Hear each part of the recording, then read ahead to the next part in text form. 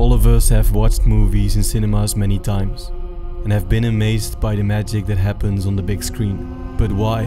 What makes these movies look so magical, and can we achieve this look ourselves? Well, we can, and in this video I'm going to show you exactly how. So if you're trying to chase the film look, this tutorial is for you. Let's get into it.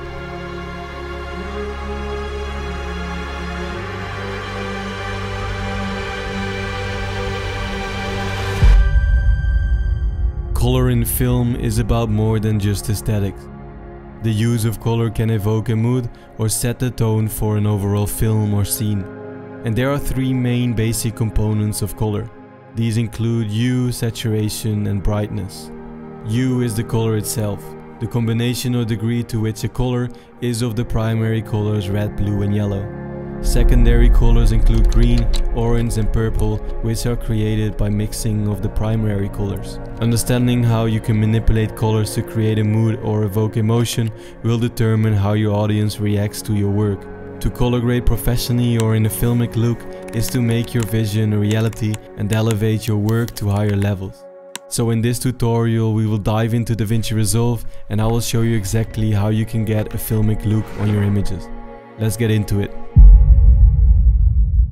Alright, so I'm going to show you two methods for creating a cinematic look for your videos. In the first, I will go over my LUT and basic primary corrections. And in the second method, we will create a cinematic image from scratch. So sit back and pay attention, because in both you're going to learn a lot. To start, let's create some notes in your editing software and label the last one LUT. Open the LUT window and select one of my LUTs. For this one I recommend the RE Warm Grade LUT, which is ideal for desert landscapes. With just this one LUT we already have an almost cinematic image, but let's make some minor adjustments. First, adjust the exposure and white balance in the first note. Use the offset wheel to decrease the overall exposure and increase the contrast. Check out the white balance and make sure it's correct.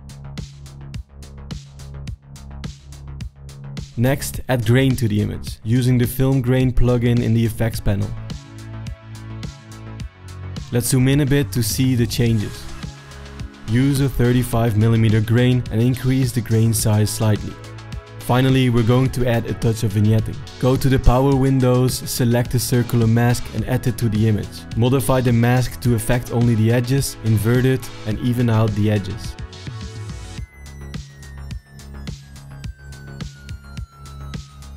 Now decrease the exposure with the offset wheel in the primary menu. You can now make any necessary adjustments to the mask. Now let's take a look at the before and after of adding the vignette and all of our changes in general. If necessary, we can also add some changes to the exposure.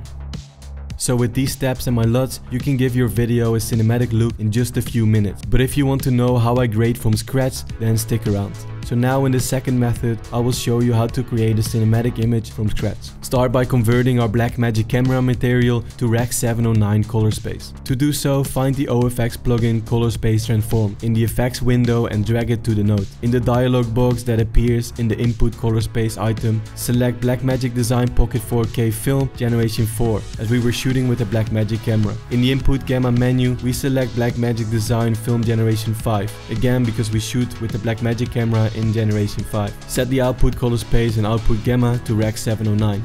Also, if you want to see a separate video about the OFX Color Space Transform plugin or anything else, please write me about it in the comments. Next, we're going to add contrast to the image. You gotta create a couple of nodes. Adjust the exposure and white balance in separate nodes. Decrease the offset value and increase the contrast in the exposure node. We slightly decrease the influence of the bright areas by adjusting this with the highlight slider. And we're also going to decrease the lift value and decrease the exposure of shadows. Also, as you can see from the increase in contrast, we now have a parasitic noise in the video. Let's get rid of that. To do this, we will apply the built-in Davinci Resolve noise reduction plugin in the first node. Alright, so now that song is finished, I'm gonna grab a quick coffee. But first, let me actually find a new song. We've been trying to get it out of the basement. Oh, yeah. Touchdown in my hometown, I feel good now. Alright, so now that we got some coffee, let's continue and pay close attention because there's a lot to learn still. Let's get into it. In the frames menu, we set the number of frames that will be processed, which will be 5. In item mo est type, we set it to better. Set temporal threshold for luma and chrome to 4. And for the spatial threshold, press unlink button and set 4 only for chroma.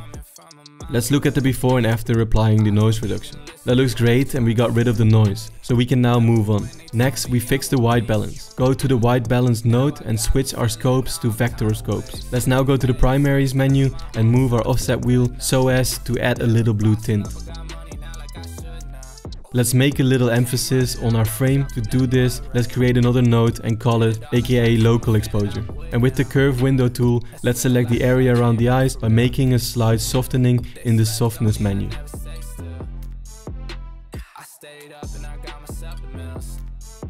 Now we slightly increase the exposure and contrast on the selected area.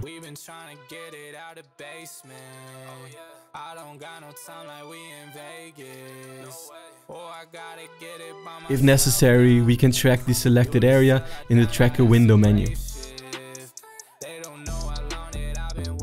Now I will show you how we will increase the color density so that the frame looks more cinematic. We create two nodes. The first node we call HSV and change the color space in this node to the HSV color space. Then go to the RGB mixer tab, turn off preserve luminance and increase the value of the green channel in green output. For convenience, we can merge the two nodes and rename it to density. Now let's look at the before and after. As you can see, this way we have flattened all the colors to make them look more cinematic, and this is the look that I love and you should probably go for too. Now let's add some cinematic textures. So we apply the film grain effect to the new node. For this particular shot, use the preset 35mm 400T, changing the grain size value a little bit. So now let's take a closer look at the applied effect, and that looks perfect. Let's also add a little bit of vignetting to our video. Let's go to the power windows window, select a circular mask and add it to our image. But let's modify it a bit so it affects only the edges of our image and invert it. Let's soften the edges of the mask. And now we go to the primaries menu and just slightly decrease the exposure of the image with the offset wheel. And as a final touch, let's darken the top of the frame a little bit by using a gradient. And now finally, let's select the gradient tool from our power window menu, place it at the top of our frame and decrease the exposure a bit with the offset wheel. As you can see, we achieved the same thing we did with my LUTs, but only we spent more time on it. So obviously if you're able to create the right LUTs or use the right LUTs, you can speed up your workflow tremendously. After making these LUTs myself, that's what I do nowadays, as I produce, film and edit my videos all myself. So using LUTs is absolutely necessary for me. So now I'm going to show you quickly how you can make these LUTs. We can also save our settings as a preset and use them in other videos. To do that, right click on the viewer and select grab still. Let's now apply our power grade to a new video. Generally, if your videos were not shot under the same conditions, then you will need to change the exposure, contrast, white balance or saturation if necessary. For this case, we slightly change the exposure and reduce the saturation of the video. Let's look at the before and after. And as you can see, by saving your power grade settings in this way, you can save a tremendous amount of time when processing color correction for your videos.